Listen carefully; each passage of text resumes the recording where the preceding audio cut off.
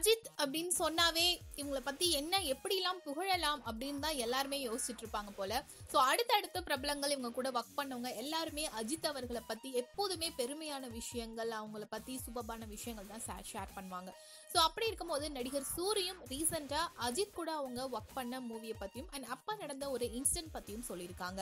அஜித் நடிப்புல வெளியான படம் ஜி. இந்த படத்துல வில்லனுக்கு அடியாலா சூரி நடிச்சிருந்தாங்களாம். ஸோ அப்ப வந்து ஒரு சீன்ல அஜித் அவர்களை கலாய்க்கிற மாதிரியான ஒரு சீன் வரும். ஸோ அப்ப நான் அஜித் அவர்களை கலாய்ச்சிருந்தேன். ஸோ அந்த சீன்ல வந்து என்னோட நடிப்பு ரொம்ப நல்லா இருக்கு அப்படின்னு சொல்லி அஜித் அவர்கள் பாராட்டியிருந்தாங்க.